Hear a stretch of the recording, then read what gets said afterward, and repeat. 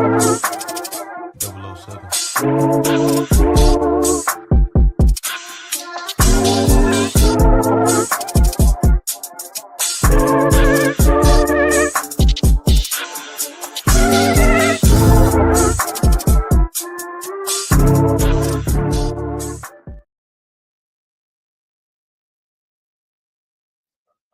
up, everybody? It's Friday night. Just got paid for some of you, I guess. But we back in action. Two mics up King's Corner with my partner, Big A Sam Adams. What's good, bro? Hey, what's going on? Like you said, it's a glorious Friday. I'm out here dressing confused. I got a hoodie on, and then I got hoochie daddy shorts underneath. So I'm trying to get it together. But like it's like the weather's so flip flop. It's like, yeah, you know what I'm saying? So, that part. Yeah, this bipolar action going on. It's like, what's happening? Yeah, you ain't never lied, man. The weather's been crazy. Same here up top, trying to figure out what to wear, what's going on in the world with the weather. Just trying to stay focused, as we resume. It's been a while. It's been a couple of weeks since we last convened, and we back with the mic'd up Mayhem here, and I'm excited. We got a great show.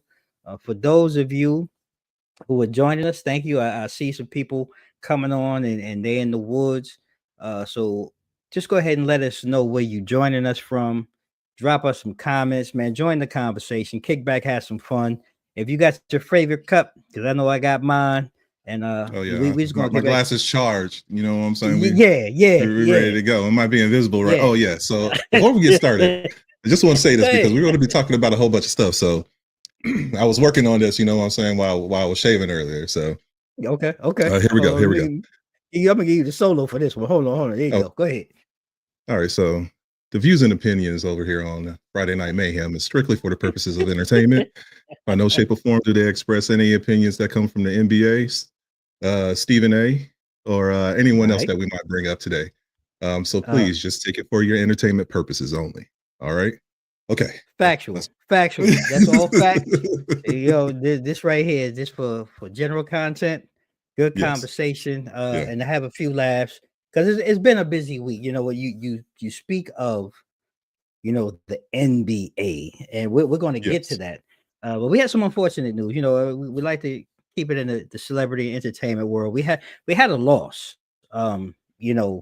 This past, I believe it was April 1st, we had a loss where, one of my low-key, I will say one of my favorite actors, Val Kilmer, passed away. And, this segment is presented by our friends over at Riddick Entertainment and Events, passed away. And this gentleman was dealing with, pneumonia and a long bout of throat cancer. And for those of you who are or may not be familiar with Val Kilmer, I think one of his most notable roles was in Top Gun, where he played the iconic character Iceman, alongside Tom Cruise.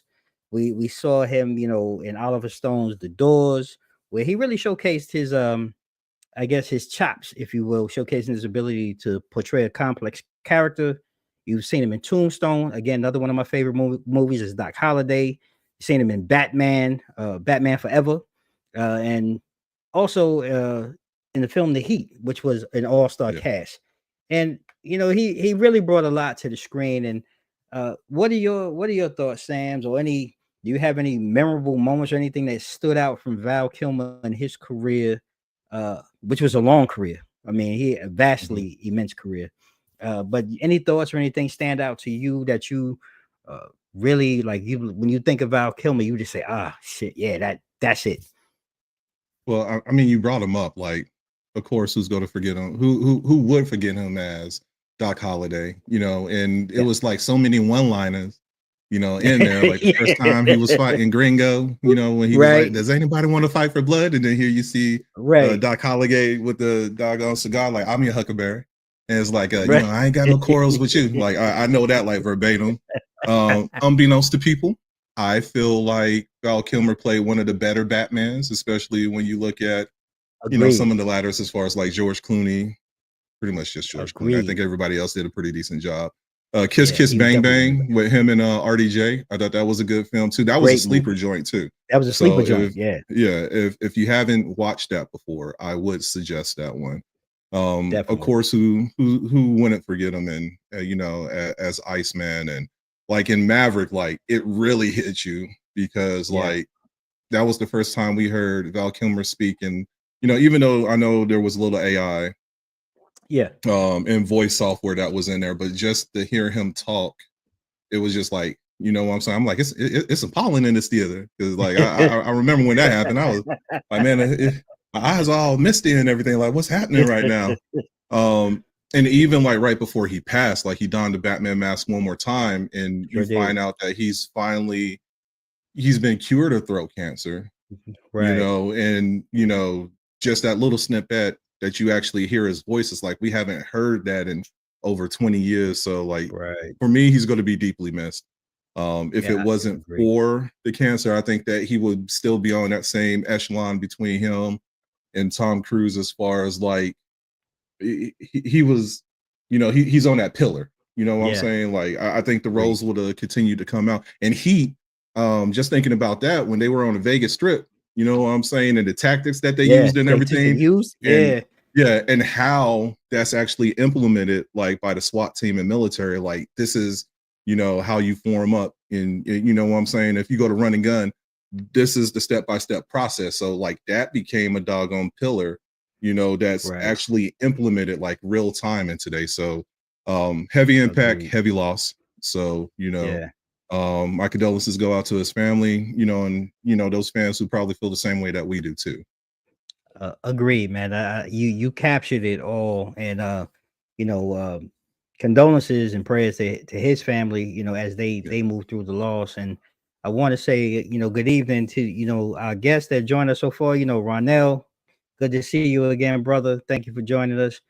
V, I got you. So look, V won our contest the last show, and it's been a hell of a transition as I return back to work. But V, we got you. We're gonna make sure we get that in the mail this weekend, so we can get your prize or prizes now, since it's been extra. We're gonna throw a couple of extra goodies in the bag just for you. So thank you. Oh, And I'm sorry, my you son know, just passed in. He had a fit on like he was in the Return of the Mac video. So I had to do a double shout out take to right Joe. quick. Yeah. What's going on, Joe? Shout out to Joe. Doing what he do, man. Pimping, pimping, Yeah. pimping, pimping. Yeah, Yeah, I yeah, yeah. mean, it's all good. So you had mentioned in the opening, Yes. we're gonna talk some NBA. Like I said, this is all uh entertainment value Yeah. tonight, ladies and Hey, gentlemen. look, So I just don't want nobody coming for two mics up or infusion. You know what I'm saying? So that's why I had yeah, to like throw that right, disclaimer out there. You know. yeah, I mean, because it's keeping the real, you know what I'm saying? Right, Mhm. exactly. You know what I mean? Yep, okay, we good. Got you on the fit. We're gonna take care of it. But one of the things we were talking about the NBA while I was actually working to prepare for this, I saw some crazy, some ill type, joints, man. Where they talking about glass floors in the NBA. And Yeah. obviously, I won't say obviously, this is a German influenced invention, I guess, if you will. A German company, a building company, made the floor, and there's Yeah. layers of safety glass covering LED panels. And they're supposed to be, looking at it, it definitely looks more dynamic. Looks like it can make, I don't know if it can make the game more interesting or more confusing. Yeah. But it right. So I was gonna pass to you, bro. Like your thoughts on, like, if this was to become the standard moving forward in the NBA, because I'm pretty sure we're gonna see it. If it's out there, we're gonna see it at some point. But Yeah. what's your take on looking at this visual, this, it's kind of stunning when you look at it, but this visual aspect being added to the game. Okay. So I have to ponder my thoughts right quick. Oh, I this shit feel about to go like sideways. no, no, no. 'Cause the first thing that could, yeah. So the first thing that came to mind, like when I was reading up on it too, and we have seen glimpses of it. You know what I'm saying? But like I just think about the Chappelle show and the Rick James skit when he was like, we should have never gave y'all Negroes money. You know what I'm saying? Like that's the primary thing. Like one, I think that it's a safety concern because Mm, like mm. just stick with the hardwood floors. Like I don't even like how they customize, they customize it for the mid-season tournament. They Yeah, customize yeah, it yep, if there's a particular like colorway that the teams are wearing and everything. Like I think it makes it like too busy. Um yeah, and it just really lets me know like where the NBA is um from a revenue point. You know what I'm yeah. saying? It's like y'all making way too much money if we over here talking about doggone LED glass, doggone floors. You know Right. what I'm saying? It's too much. And then like that costs a lot of money. Everybody's already Yeah, complaining about the prices of games. So that's just yeah, another additive that you put in the mix. You know what I'm yeah. saying? To sit here and give a reason why the tickets should be at the price that they are. Um, I don't think it's going to be too much of a concern with tariffs and everything going on right now. You know what I'm saying? Unless somebody Get sits that here, part. yeah, it makes a carbon copy. And I don't know if we want doggone glass floors made made in the USA. You know what I'm saying? Because it's not too many products. Like no, not, but it's not too many products. You it's not too many products that come out that people Yeah, have around their house that are yeah, efficient that were made here at home. So yeah. I'm a no for it, but like you said, like it's going to be that next razzle dazzle, and next thing you know, we're going to be looking at courts and they're going to have like stats and all that stuff, and every time somebody dunk, we might get like an NBA Jam logo or something like that, or like I think it's more risk for the players. I think it's just too, like I said, I think it's just too busy with everything else that's going on. Like you have all these other theatrics with your cheerleaders, your dance team, your doggone mascots running around trying to dunk on people, competitions that be having at Yeah, halftime. So now you're just adding, you get into the point of entertainment, yeah, and, wait. and taking away from like the sport and the art, I guess. You bring up a good point. I mean, like when you talk about like injuries and things like and I meant to add this too, but there was a brother at the Atlanta Hawks game. You know how they had, Yep. like you said, they where he Yep. tore his ACL Yep. basically on a wood floor. Hey, So I'm just like, hey, yo, damn. hey, look, he didn't even get the layup off. Nothing. He was like Nothing. bit rage, and then next thing you know, like that left leg doggone extended, and he like folded right Nothing. quick. I was Right. I like, mean, man. I was like, The bro, bad like part was the other play. He just kept on. He kept on going. The other contestant, he was like, I'm yo, gonna get this. I'm getting it now. I'm Yeah, getting it. I'll I'm be. getting it by I'll check on default. him later. I need these buckets right quick. Yeah, man. It's definitely crazy. And like you said, I don't know. It feels like a money grab is being built up.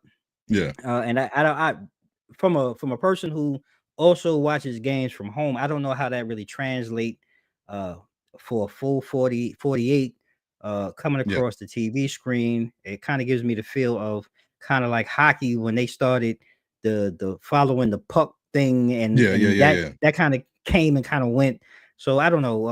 And like you say, American manufacturers, I don't know if we're really built at this time with these tariffs and everything that's happening, to be able yeah, to build something that's sustainable, and they talk about the dead spots in the wood and different things. But yeah, I think from a safety issue, and a purist of the game, I say let's leave it the way that it is right now. And yeah. uh, I don't want to see What nobody happens? else get What, something what blown happens out. when them LEDs go out? Like, what you gonna do then? You know what I'm Yeah, saying? yeah, you know what I'm Everybody just saying? running around on glass, and it's gonna look like a mirror, and they just see like the reflection of themselves and everything. So Basically, basically, you can't turn the lights up too high. You know what I'm saying? yeah. Because now that reflection from the doggone ceiling is going to bounce down on the glass. Yeah, So it's wild, man. It's a whole wild theory. Rod, what's happening, bro? what's Appreciate going on, you Rod? joining us, man. Thank you for joining us. Like Rod said, it really is, man. Glass floors is just wild. It's a wild concept. We've seen it in bits and pieces, and hopefully they'll keep it in that manner. Keep it in Yeah, bits and pieces. All-star game, shooting events, 3-point yeah, contest, that type of thing. I think that might yeah, work, but let's leave it there. And you know, as we're talking, we see down at the bottom of the scroll, we talking about NBA beefs, and this is an odd one. And, shout out to 94 Media House for bringing us this segment. We're talking about this ongoing battle, if you will, that we've seen just continuously play out between Stephen A. and LeBron James. And right now we're looking at a clip from when this was the day that Stephen A. signed his big contract with ESPN. Happened to show up at the game with LeBron and the Lakers, and it just kind of everything just continued to spiral out of control. And I'm just going to start by my take.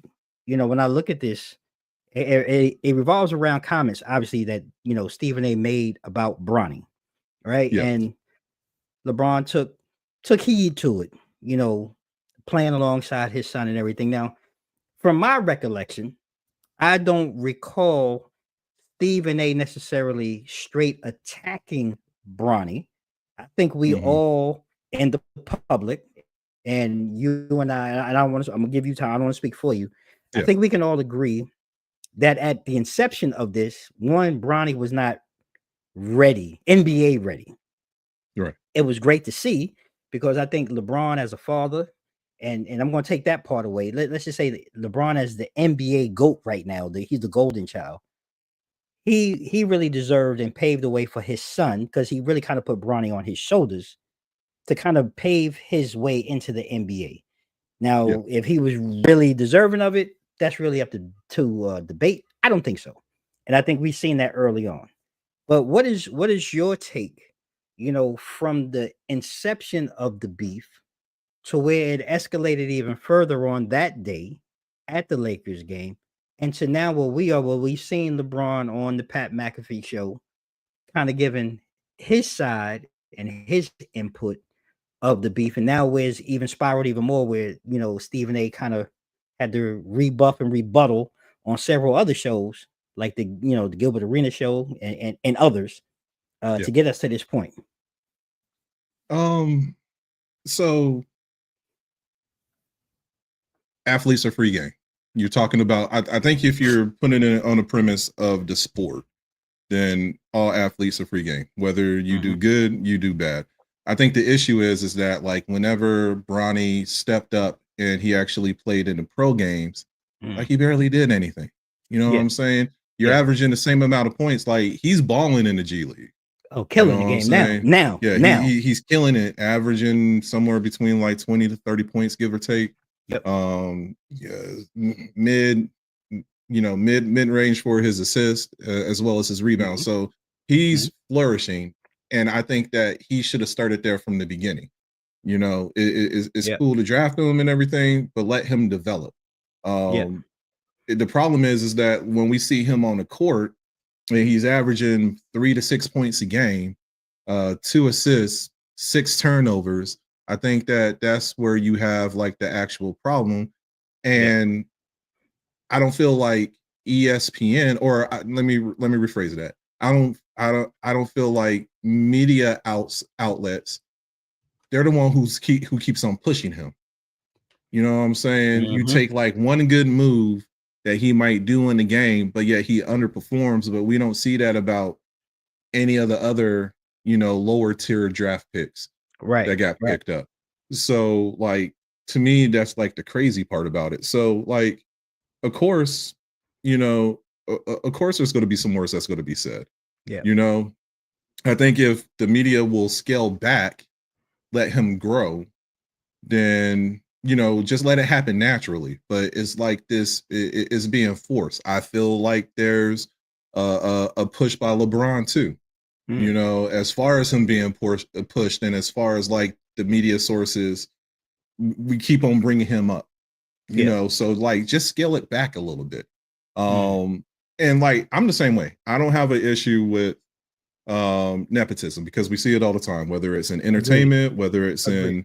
in music, whether it's on the field and other sports as far as like football, baseball, and basketball. But like this is different to me because like you see you see the younger generation of a particular athlete, but it's more or less on their merit. Yeah. versus what we're seeing, at least for this season. Now, it could change next year, but at least Yeah. for this season, and especially at the beginning, it was like such a big push that is exhausting because like he's trash on the court right now. You know what I'm saying? You can't even sit here and be successful. You're getting cooked by some of your bottom tier teams as far as like Charlotte and Washington and everything. No knock Mhm. against Washington, but Right. kind of dismal right now. But Right. like you even when he suits up and he plays, you can't even play against these lower tier athletes where you should be cooking these dudes. Like Yeah, if you I got it agree. like that, but like nah, you're not, and you're underperforming. So like if we're going to bring it up, we're going to bring it up. Yeah, I agree. So that's just me. Like, I just wanted to happen naturally. I have a feeling like we're getting to the point because I know LeBron sat there and he signed like a 2-year extension in LA.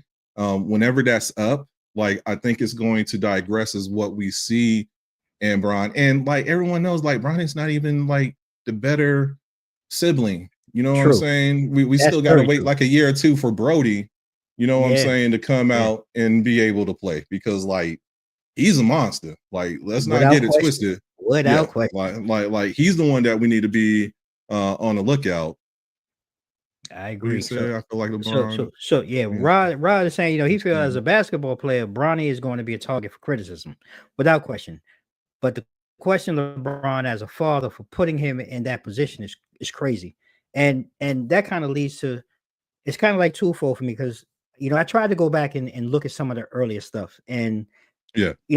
Stephen A never really attacked Bronny per se Mm-hmm. in the sense of him being crap or him being bad or anything like that. It wasn't until like what you said, and I went back and I saw it until ESPN Yeah. and the other sports outlets started Mm-hmm. actually showing his stats Yeah. is when he really, and I have to be honest with you, we're doing, this sports and entertainment talk. I mean, you have to talk about it. The reality of Yeah. like, dude, you 0.3 points per game, 0.2 rebounds a game, 0.2 assists per game. Like, so as an analyst, he had to do his job, right? Yeah.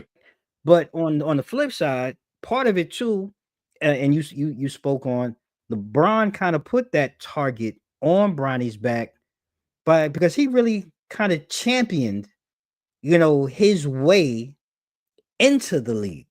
Now, Yeah. did the league owe LeBron? If I have to be if I, like you said, nepotism and all, yes, they owed it to him.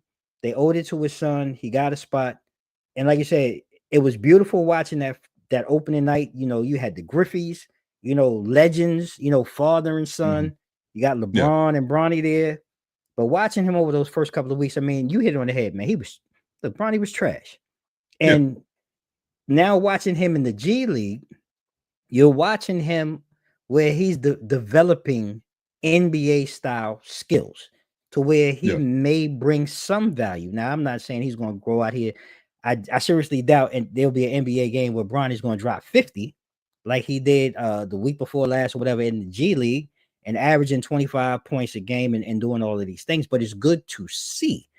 Yeah. Uh, Now, the only problem that I really see, I think LeBron made it personal, and this is just my opinion, Mm-hmm. because not only Stephen A, because Stephen A has a huge voice Yeah. in sports, and I'm not just talking basketball, I'm talking sports, period.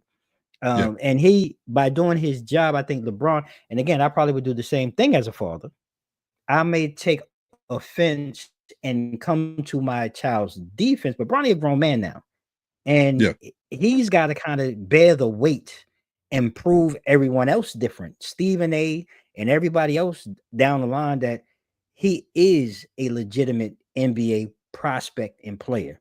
And Yeah. I think that's where, for me, there's a separation in the critique and the rebuttal and the back and forth, because I watched the Pat McAfee, show. It was very defensive, but again, that too seemed very calculated, and I have to agree with Stephen A. You had Yeah. Rich Paul on the show, like 10 days prior, and you get LeBron, you and it's great for your numbers and everything, but it seemed very defensive and very don't want to say structured, but he was very defensive in what he had to say. And I guess that's what you should do as a father, but it still does not remove, his hand and getting Bronny to where he is. And he's Mhm. still not, in my opinion, this season, NBA ready. Now, if we look Yeah. forward, um, do we actually see? Because I love what you said about Brody. Bryce is the truth. He's going to Arizona. I don't even think. Look, he's one and done. I don't care what anybody says. I think he's NBA ready right now. Do Yeah. you see a similar path? Because I really hate to throw this out there and think, but do you see a similar path where Brody ends up with the Lakers and really puts in some work? I mean, there's a I think I I think the problem is that Bryce is going to get in off of his skill. Mm, hmm. You know what I'm saying? Without question. Depending on how well he performs when he gets to Arizona, I think his is going to be more skill set. Yeah, he's going to carry the last name, but if he can if he can transfer the talent that he has in high school to college, you know what I'm saying, and still and perform at a high level, then Hmm. we won't be having this conversation because it's Yeah. going to be all stat driven. Even Yeah. Yeah. when Bronny got drafted, like he didn't even play the whole season. You know what I'm saying? True. And then two, like his stats while he was in college, when he was over there at USC, was like dismal, and it carried over Hmm. to pros. Now I'm not going to go with shoulda, woulda, coulda because even with the draft and moving forward with the first few weeks of the NBA season, it was like you had XYZ who had talent, that got pushed to the side, for this 54th pick or whatever the case may be. We're beyond that now. So Right. if we're talking about strictly on the game, and who knows, because there's a lot of culture within the NBA that could change within the next 3 to 5 years too. True. True. We have a lot of greats, that's probably going to be gone in the next 3 to 5 years as Yeah. well too. So my biggest question right now with the NBA is like who's going to be next. Hmm. So just depending on what type of style of play we are at that time, um, Bronny could end up growing and fostering and maturing and becoming a better player. Bryce, because and you're right, there could be like the two brother duo. We're not going to talk about Giannis and Giannis.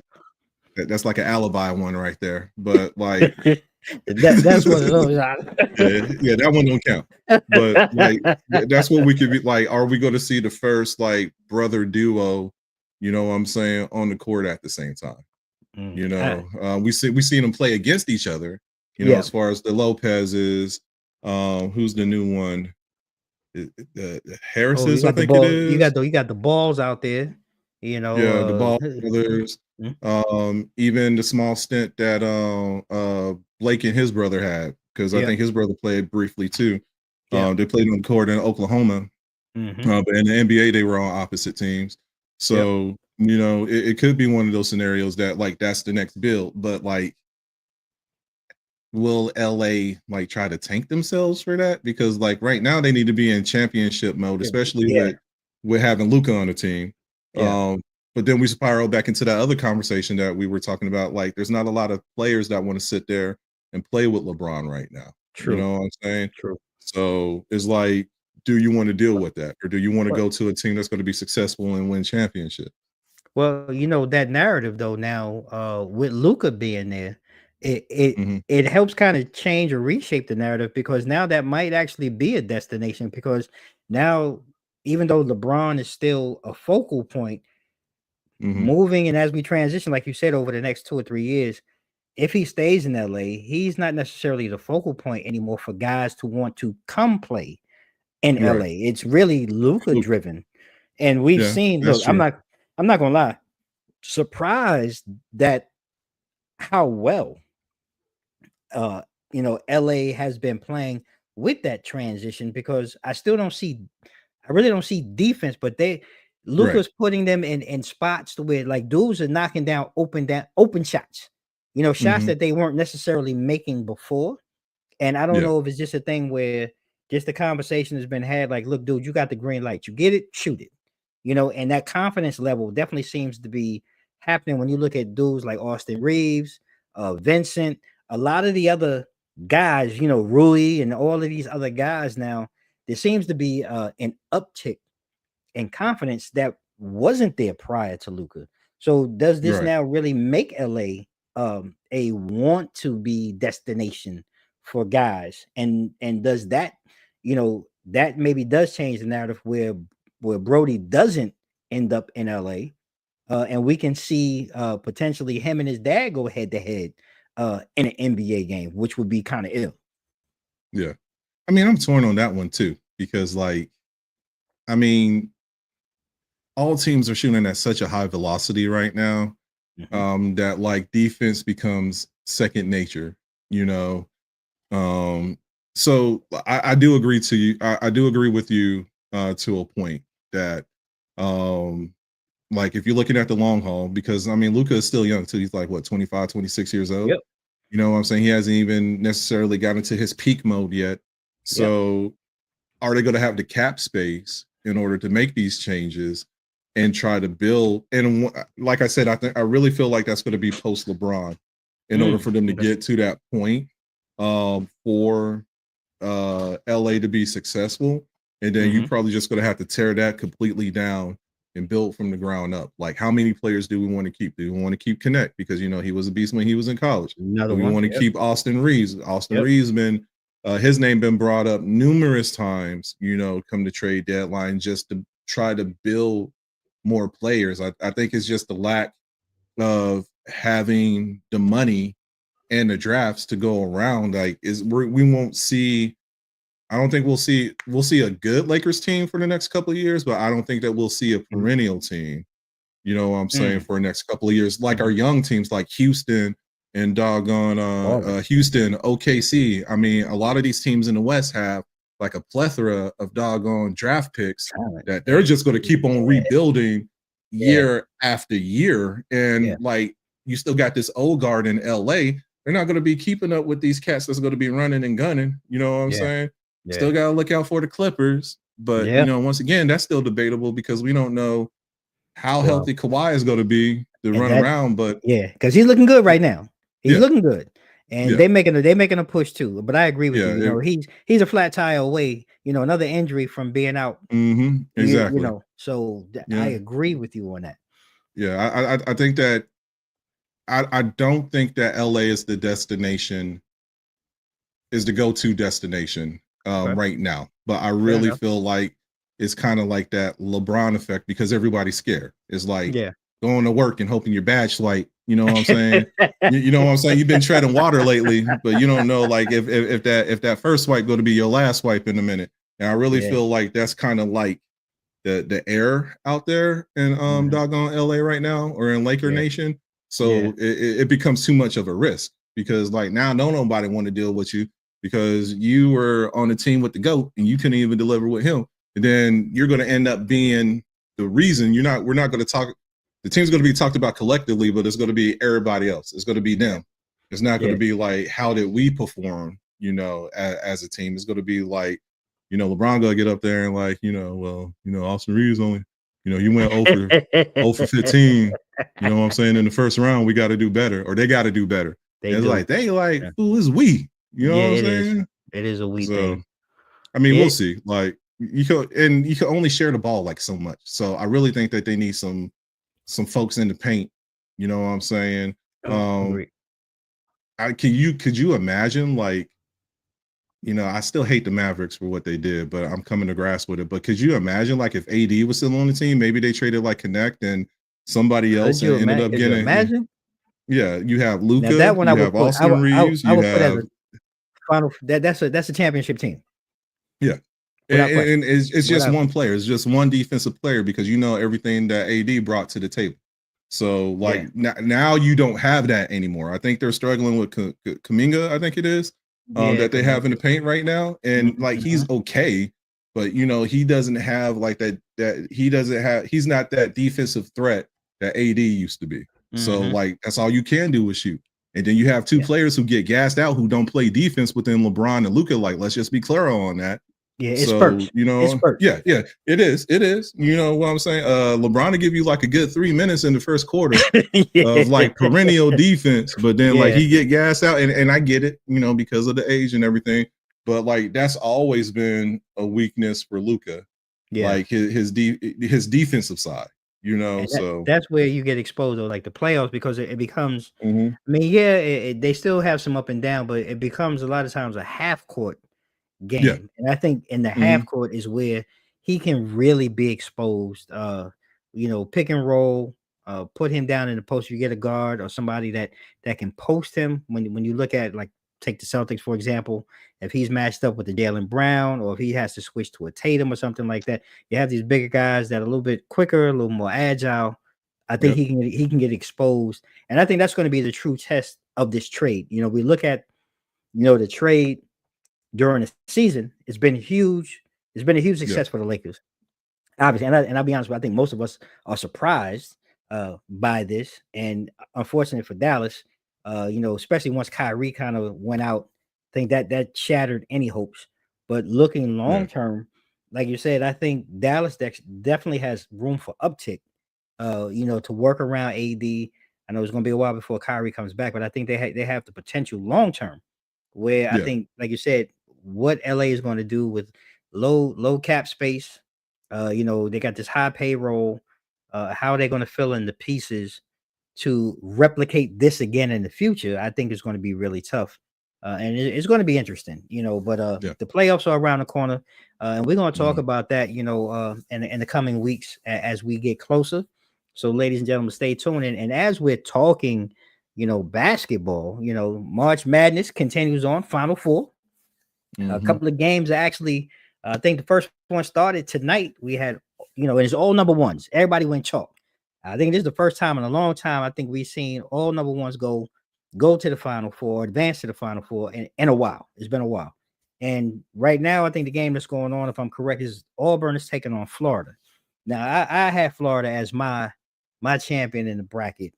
And when I look at this matchup, Florida has, when I last look at the numbers, and look, we're not bookies, we're not betting here, but for those of Yeah. you who do, Florida was a slight favorite, 2.5 points at the time. And they really had really impressive performance throughout their tournament run. Wins over UConn, two-time defending champs. They're led by, standout guard Walter Clayton Jr. And they really have strong balance, in my opinion. And the same could be said about Auburn. They have a strong roster. These young boys get up and down the court. Mike Kelly, John Broome. Um, Now Broome, I want to say he had an injury to his elbow last week, so it's going to be critical to watch them, in tonight's matchup. But when you look at this game of this Final Four, who do you kind of lean towards, and what are you looking at when it comes to Auburn and Florida in this first semifinal match? I was tossing and turning with that one for a minute, just because like looking at the SEC championship, and then Mm-hmm. you look at everything that both of them did in their respective regions and everything. Yeah. And for Auburn, I think I'm leaning more on Auburn just because of their resiliency. Yeah. Yeah. When they were in the Elite Eight and everything. So like I got them, but like I don't know, Florida got some monsters on that They squad do, too. man. So They that do. that I don't know. Both games are very challenging to pick, but like I said, I am leaning more towards Auburn just because when Broom got hurt, Mhm. and for them to still, Pick it up. keep their composure, Yeah. you know what I'm Yeah. saying? Still play solid defense and everything. And when he got hurt, I was like, man, he need to go in the back, go ahead and just wrap that joint up. As far as like the way his elbow and his knee bend, I was like, Yeah, it was ooh, ugly. It was ugly, yeah. bro. I was It was like, ugly. oh my gosh. It was But ugly.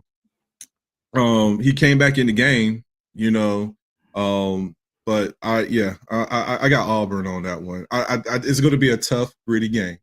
I But think so too. I know you picked them Gators and everything, but Yeah, I'm man. gonna go with the I don't know. Tigers. I just is something about them, man. I just, when I look at them from top to bottom, I see balance and length, and especially in Yeah, the way today's game is, when you have multiple guys that can play multiple positions and defend yeah, multiple positions. I think, and just for me as a purist basketball, like I always tend to lean towards the defensive outcome. And I agree with you. Auburn has had a hell of a run, not just in the tournament, but this season, period. Yeah. And you hit it on the head. The word resiliency has Mm-hmm. been incredible. I don't these dudes as a team they have found so many ways to come back and pull out games. You know, when you would think like there's no way in hell that they're going to come back, but they've been consistent in that, and I think that's what it's going to take tonight for them to be able to win. If it gets, if it's a toss up where it's 2 minutes in the game and the game is going back and forth, they're really going Yeah. to need that. But I'm gonna lean on Florida because I've been riding with them, all season, and I just think that it's this depth for me in this matchup, and I think that's what's going to pull them out and get them to the Final Four. But then we have the other semifinal match where we look at, man, I hate to even say the words. Houston playing that other team. They're playing Duke, and so many people, they boast uh the most efficient offense ever, to according to the notes that I've seen and read, led by look, we Cooper Flag Yep. is a monster. I cannot Mm-hmm. deny look basketball talent, and this is one of those where like people don't we're not gonna put a color on Cooper. Like that boy can play. He's a Yes. baller without question. But on the opposite side, when I look at Houston, they counter with a very elite defense. And that's really to me the core of what their season has been. They have experienced playmakers like what's the boy Crier, Mm-hmm. and Sharp. So I Yep. think it's going to be an exciting game to watch how offensively Duke attacks them. But I have to be honest, like just in the way Duke played in their last couple of games with Cooper, not being Cooper per se, but they still found ways to win. I have to give the nod to this one to Duke, but I think this game is going to be closer than probably most people feel or think. And I'm curious, like to hear what's your take on the matchup. I mean, I agree with you too. When you look defensively, I want to say, um, I want to say they're 1-2 as Mm-hmm. far as the season, as far as like their defense. I Mm-hmm. know offensively, like doggone Duke is ranked number one Yeah. in the nation for their offense too. Yeah. So it's going to be like, what can the rest of the players do that's on the squad of Houston set to balance that? I was making a joke earlier with one of my friends. Like when you look at Houston squad, you brought up Crier and Sharp, but they have like NFL defensive linemen and linebackers for the remainder of their squad and everything. So like, I think this is going to be like a real beat 'em up style Yeah. doggone game that we're about to see with these two play. I do give the edge to Duke, Yeah. just for the simple fact of just how they've been playing. They've Mhm. barely been losing leads and all that stuff. Agree. So it's going to be like a real big. Is Houston going to be able to keep up offensively? I That's think going that's to be the the key. key. I think so Yeah, too. You're right. because if they sit here and if they let it get too far stretched before halftime, they're Mm-hmm. not going to recover. Yeah, You know it's what I'm gonna be tough. saying? Yeah, they won't sit here and doggone recover until it's time for doggone. They won't sit here and recover until it's time. They start putting in their bench players, at the end of the game to make it seem remotely close. But it has that tendency of being a blowout. Yeah, I So, I think we in agreement on that one. Duke will be doing their celebratory dance later on this evening as they go on their way to the finals. And just without with everything that we've talked about, I think we both you're looking at Auburn, in your mhm, finals. I'm looking at yes. Florida, so we differ on that. But either team going up against Duke in the finals. Hmm. Uh, what do you see, or what do you predict as the outcome? I don't know. Duke is on one. Before the beginning of hey, look, I'm just keeping it funky, man. Like before the beginning of the tournament, when Cooper Flag went down with that knee injury, I Yeah. was like, damn, I don't even know how this team is going to sit here and mature or anything like that. Like it's going to be tough. But then like the first round, I see him suited up doing layups and dunking and everything, and I was like, oh shit, like okay, like this doesn't change the whole like doggone landscape. And he act like he hasn't skipped a doggone beat or anything. So like that. I think Duke is on a mission right now. Now, don't get me wrong. I think every team is on a mission because, like, even Houston and their Big 12 tournament prowess and like we've been talking about the grit with them. Like, I'm not discounting them because I think that they are a good team. I just don't think that they have enough, because what you call it got range too, and Duke got some bigs too, minus Cooper Flag and everything too. They do. So like, but Houston is more of a run and gun. That's kind of like their style when they're on the court, and they like to push hard too. So I just want to know if that's gonna keep up, which I don't think so. On the technical side of how well Duke plays defense and everything, like there's going to have to be a lot of players on that Blue Devil team to be off. You know what I'm saying, for it to be remotely close. But I do think that Duke's going to pull it all the way. I think that's a fair assessment. I think that goes when I look at like I think Florida matches up well with like again size and athletics. The run and gun part with Houston or even Auburn to a degree, if you're not making shots, makes it very hard, and guys get deflated when shots are not going in, and I think that plays into Duke's strength because they don't really. It doesn't seem like they get flustered when shots are not going in. They stick to their offense. They stick to what they do best, and I think that's what sets them apart from some of these teams. But like I said, I look at Florida. I think they have the wherewithal just because they can throw so much at Duke and match up. I think they're the best matchup going in against Duke. And I think it's going to be interesting. I think we have a heck of a ride that we're going to be looking at. And like I said, Duke has been on a mission all year. Cooper Flag has been, by far, definitely one of the top two players in college basketball. So it's going to be interesting to see how this plays out. And looking at him, are we in agreement that Cooper Flag is one and done? I don't know. It depends on what these teams looking like as far as the lottery. That boy don't want to come to Washington. He does not want to come to Washington. And his NIL deal might be like sweet for him to sit there and take another year. Let me just ride this out a little bit longer. You know what I'm saying? You see, Juju Watson came over there and she decided to come back. And it was one old girl from UConn. She's coming back too.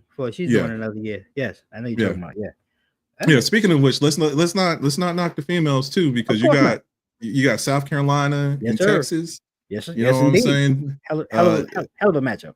Hey, look, this is like the fourth game between those two teams. You know what I'm saying? I know they tired of looking at each other on the court. And even though I'm hook them all day, hook them horns. I don't know. Don Staley, like that SEC tournament game. Hey, look, that SEC tournament game, they came out disgusting. I was pissed off. I was like, what's happening? I was yelling like I was on the sidelines, like Booker, get your shit together. You was in the game. You was coaching. Look, it's true, man. I think the women's game, and we talked about it, not too long ago about Dawn Staley, visibility that she's helped raise not only for the women's game as a former player and things of that nature, but as a coach. And when you have these great matchups now, it's no longer just the UConns of the world. It's no more, the Tennessees of the world. You're looking at, South Carolina, Texas, USC, all of these schools that are actually bringing talented women's basketball back to the forefront. And I think that's great for the league as they transition to the WNBA. Look, we've seen the magnitude that Caitlin Clark has brought to the game, and all of these other women that are now actually leaving to go into the game. The WNBA really in its own right does need to be recognized as a true sports league. A lot of people may not, but I really believe you have to look at it as a true sports league. And I love the WNBA because just of the fundamental basketball skills, because everybody's not dunking. You know, they not running around, but you have to play within a system and a scheme, and you watch. You know, and I was to tell anybody, if you have a young child that's looking to get into basketball, watch a women's basketball game, because to me that's at its purest level. And you know, Dawn and all of these other women are to be commended and not overlooked. You know, you bring up a very good point. You know, we should be given the same energy to the women's game that we give to the men. Yeah. FYI, South Carolina is giving the Longhorns a shellacking right now. It's doggone 61-48. So, you know, I guess we're going to be hooking them down in a few. Yeah. Like, oh. Hey, look, I clicked on this joint right quick. I was like, oh. You know what I'm saying? That one hurt. Yeah. That one was hoping that one would be a little bit better. It's painful to check it out right now. Well then, that shellacking is going to lead us into our next conversation. You know, the biggest, you know, NBA bust. And, you know, I want to thank Chico Rico Hot Sauce for providing us with this segment as we talk about some of the biggest busts that have ever been a part. You know, and these are some dudes that, you know, Marvin Bagley, my man Fultz, you know, these guys were highly touted. Jahlil Okafor, you know, these gentlemen were highly touted coming out of college and were picked, you know, to go. A lot of them were first round picks in the NBA. But if we had to identify some busts, some of the biggest busts, who would you say are in your top 3 to 5 guys that you would automatically say, yeah, that guy was a bust? Greg Oden. Oh, without question. That dude, number 1 pick. What was that? Trailblazers back in 2006 or 7, I believe it was. Yeah. Man. Kwame Brown. Whew. Now, okay, so I'm gonna come back to Kwame because I agree with you, but I do have feelings about Kwame, but I'm gonna come back. But I agree, he was a bust based on his pick. You gonna put an asterisk by him?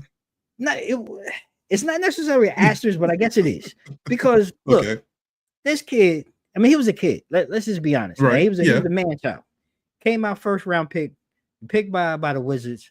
You know, and Michael Jordan was there, right? And I don't know too many guys, first of all, grown men that could have probably come in under that situation. But you got an 18-year-old kid that you're the first overall pick, you know, being chosen by, you know, your idol. But to have to go under that scrutiny, because we hear Michael Jordan was a dog, you know, the dudes, man. We've seen the documentary and we've heard the stories. And not to say Kwame didn't have skill, but I think a lot of that could have been diminished because he never achieved Michael Jordan's level of basketball. And I think that diminished him. And I think he just balled up into a shell and he never, ever found his way out of that shell. And that's the only reason why I put an asterisk, or I have concern, because if he would have went somewhere else, you know, it's like in any other sport, depending on where you go, the program you go to, and guys kind of fill into you and feed into you, you become that guy. And I don't think he ever really had a chance with Jordan. Hey, look, I'll take that. And I understand you. All right. But he's still on my doggone list. Like, I agree. Right? I mean, he's on my list too. I will accept that. You know what I'm saying? I'll put Adam Morrison on there. Ooh, man, you know, because there was a lot of hype. That guy. A lot of hype around him. I ain't gonna give you. I got one that's treading on water, and this one's gonna be a little controversial. Okay. You know what I'm saying? We've been bringing him up all year. Okay. All right. Okay. He hails from France. All right. Yeah.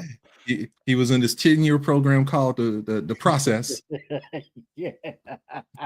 And we all come to realize that the process has failed.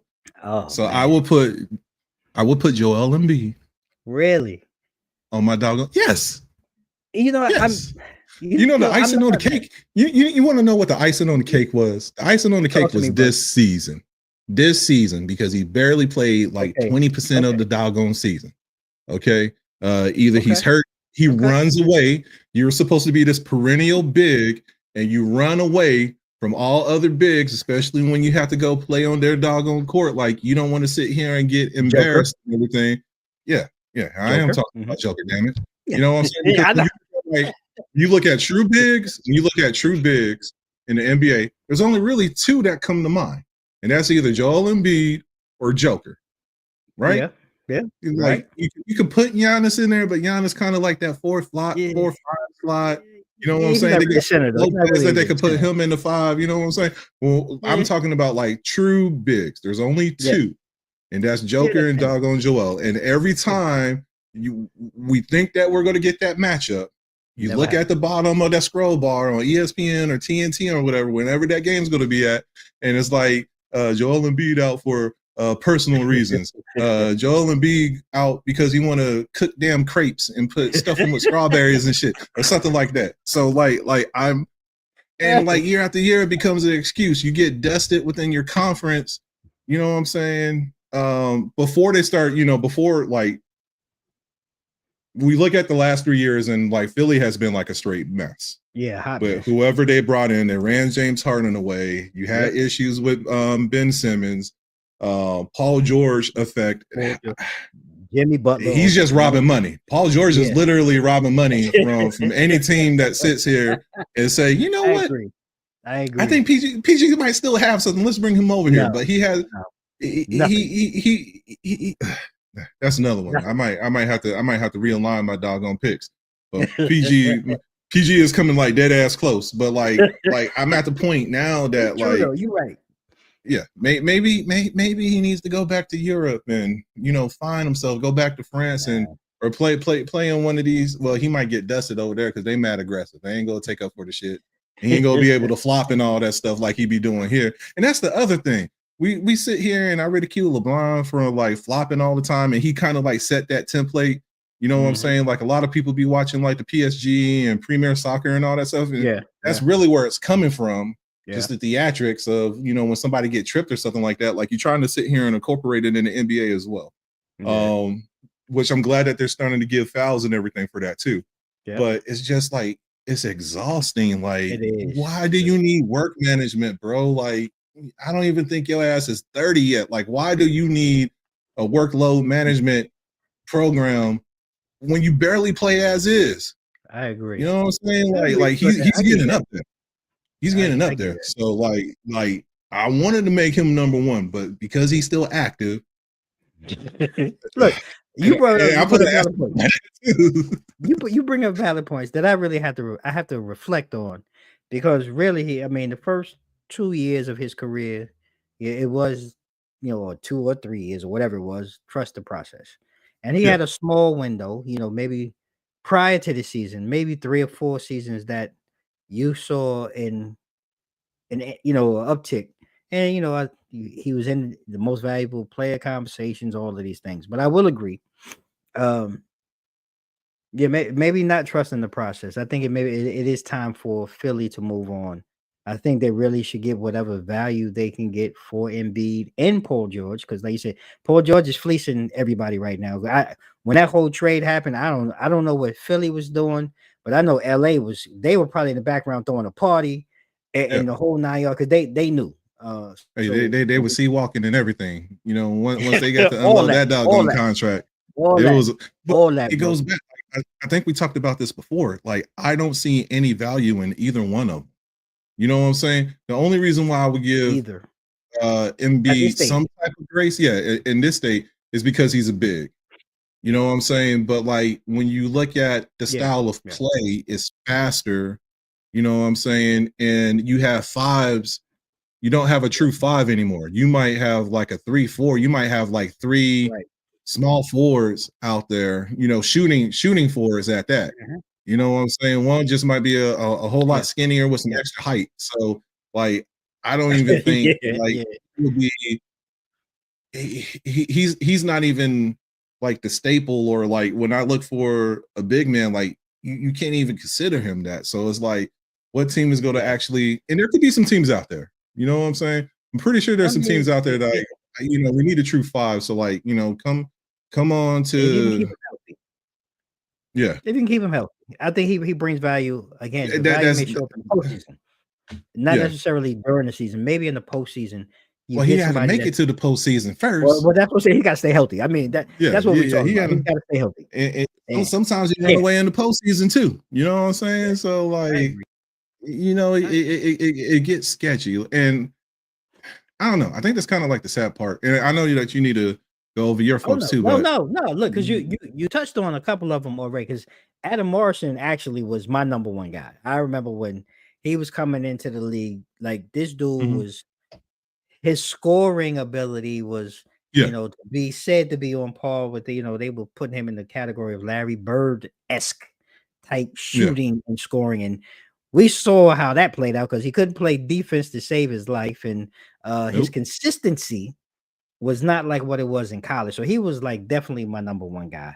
mm, Biggest bust to me. And then there was the other dude that came out in Carmelo's draft that was actually picked before Carmelo. And I'm talking about yeah, Darko Milicic, another okay, guy by the Pistons. I want to say he played almost 475 or some plus games. He averaged 6 points per game and 4.2 rebounds across his career.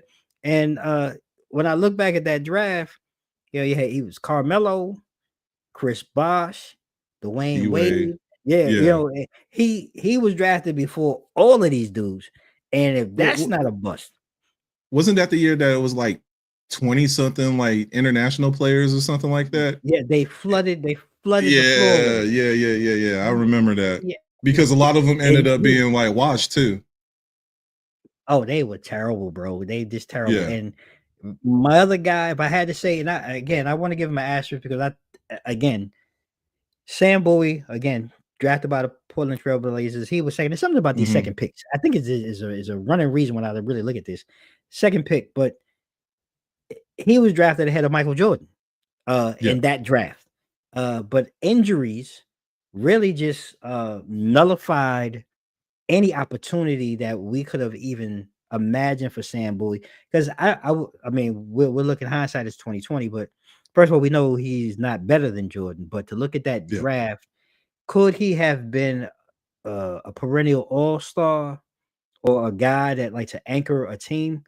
Possibly, but we'll never know because of the injuries. But I think coming out of college at the time, um, I think he had a potential to be something in the league, but we never got a chance to see it. Okay.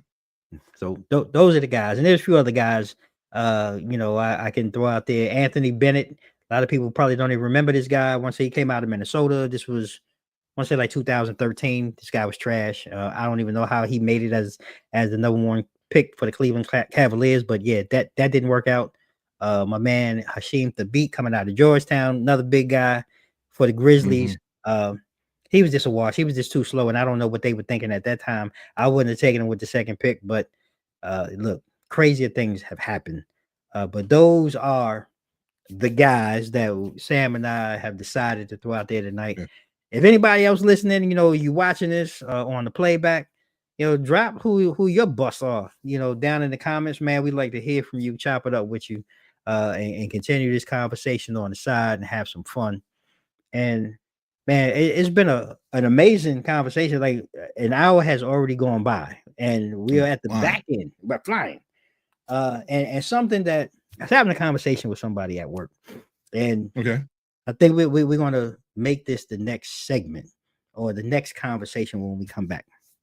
We're talking about uh rap groups. And Okay. what started was like, oh man, we getting ready for the summer, talking about old throwbacks and rap, and then Yeah. we got into groups. And for you, because what I'm thinking in the spirit of March Madness, I'm gonna put Okay. together a bracket for the next 2 weeks. I'm gonna post it tomorrow. And ladies and gentlemen, you can go online to our Two Mics Up website, and you'll be able to download this bracket, and you'll be able to pick your own picks as we lead up to a championship round, and you'll be able to identify who your favorite rap group, and this is groups, uh, that are in this conversation. But from you, just talking about it, Sam, and thinking about it, Um, Mhm. what rap groups uh stand out to you, and what like the origin of rap battles uh from the time that you Yeah. started listening to rap and hip hop to now? Uh, how has that origin looked, and what does it look like for you today? Ooh. Well, it's a different landscape today than what it was when I was younger and everything. I will say that much. Rap groups, man, that's tough. I'm a huge Tribe fan. Hmm. LONS, Yeah, Leaders on the New School, that's a for good those one. who That's don't a good know. one. That's a good one because I didn't. I'm gonna have to go uh, redo this calculator. I'm gonna have to add them to it because I didn't. But great uh, one. Yeah, I mean, UGK, yeah. Outkast, Goody Mob, Field Mob. Good. Um, who else we got? Let me see who I could get from the Shy. Crucial Conflict, Crucial conflict. Bone Yeah, Thugs and Bone harmony. Thugs and Harmony. Hmm. Like there's a NWA. We can't forget about like some of our pioneers and everything. But like I'm from that weird era. Like, Right, I can't put Grandmaster Flash and the Furious Five, even though I know that they're like one of our forefathers, but right, that ain't my rap. You know what I'm right. saying? So, I will bring up the Woo. I will bring up um who else can I bring up? Naughty by Nature, Yeah. Far Side. I could go Um, on and yeah, on so for a minute. you're in the pocket. You're in the pocket of the conversation because that was really the thing. It's like some groups I don't think you can put in. It's just unfair. I think NWA Mhm. you can't add because just of the Yeah. success. Yeah, NWA, Public Enemy. Like, I think there are certain ones that's just like, You don't put in this conversation, right? yeah, Even like yeah, they're Run they're they're they're DMC kind of and in the Smoking forefront. Dope. They're in their own Yeah, lane and everything. yeah, But you yeah, know you had other groups, and don't get me wrong, because they still cultivated the rap space. right, So I don't want right, nobody to get that misconstrued and right, everything. right. But you had yeah, other groups, like I said, like UGK and Outkast, like and like, what they brought to the table and how rap kind of evolved. Golf. You know what I'm Yeah, saying? And it became I think it became broader because now we're touching all regions, East, so that West, part. South, then Bone Thugs come out in the Midwest and everything. Mhm. So like there's a lot of influences that comes up to mind. But I'm kind of eager to see how your list is going to be and Eh, like how but this pecking order is. funny enough, So like I mean, and that's what kind of everything that you just said was what was derived from the conversation. Was my man at work and some other people. We just chiming in, and we decided a lot of things. Well, I took away from this conversation to try to make it as universal as possible. Like you hit it, south, east, west, north, mhm, whatever it is.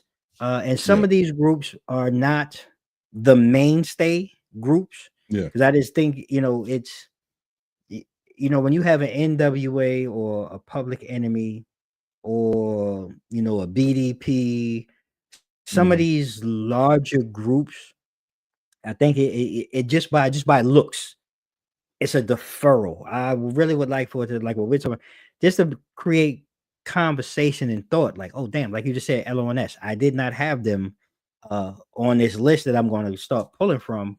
But like EPMD, mhm, Ghetto Boys, Goody yeah, Mob, all of these mhm, were all groups that in their own right stood alone, but they yeah, did create and play a part in the fabric of hip hop as it evolved, as you said. yeah, And I think it'd just be interesting to just have some fun, man. We're gonna take an hour.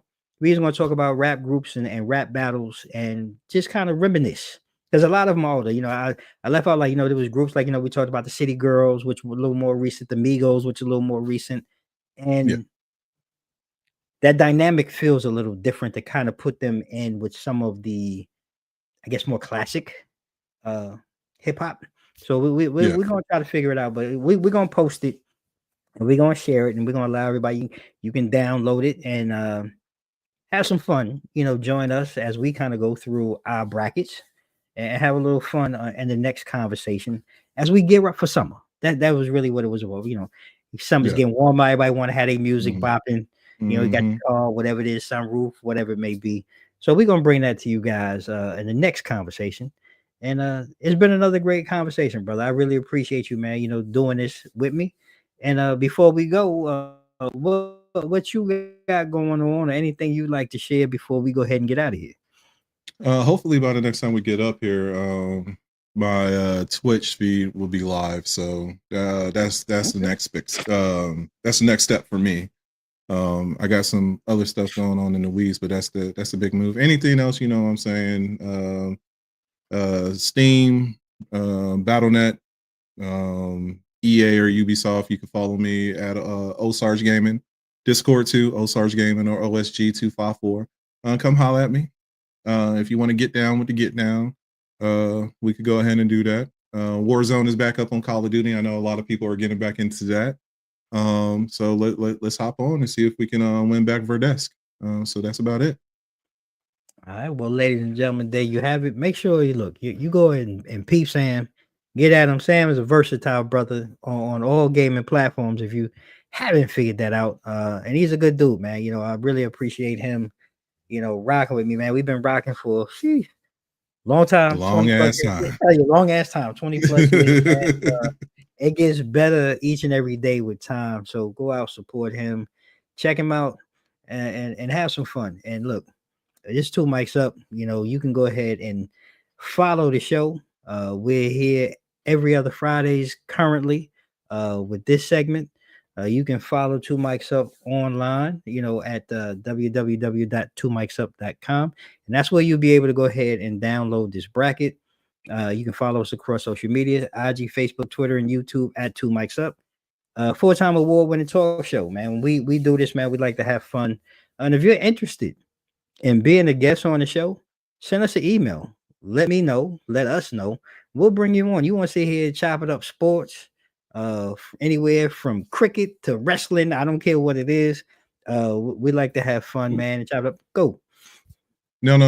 You brought up wrestling. WrestleMania is coming up.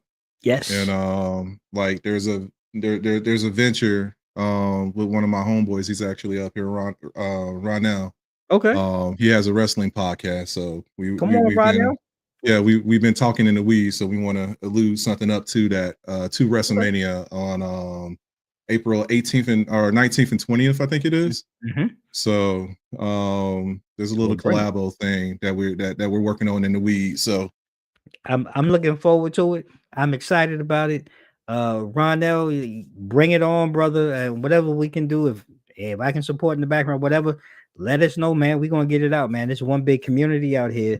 And we got time to get down and share with everyone. Let's make this thing work. Looking forward to the collabo. Definitely keep me posted, keep us posted. Can't wait to share it. So that's been it, ladies and gentlemen. Another great conversation here, Two Mics Up, King's Corner, as we chop it up with all things sports and entertainment. Hope you enjoyed. Stay tuned for more. Like I said, rap battle coming. And we're gonna share that. I'm interested to see what you guys have to say in this challenge. Definitely run out, brother. Definitely. We got you. Nothing but love here, man. All support. And we're gonna close out the show, ladies and gentlemen, with what I like to leave you with at the end of each and every show and each and every segment. May you all stay safe, stay blessed. Mike's out.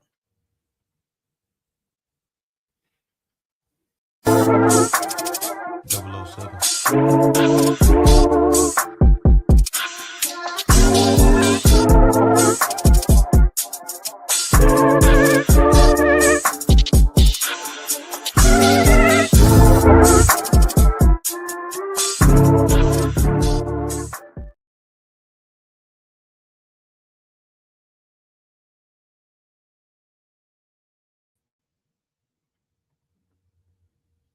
there it is. All right. Another one in the books.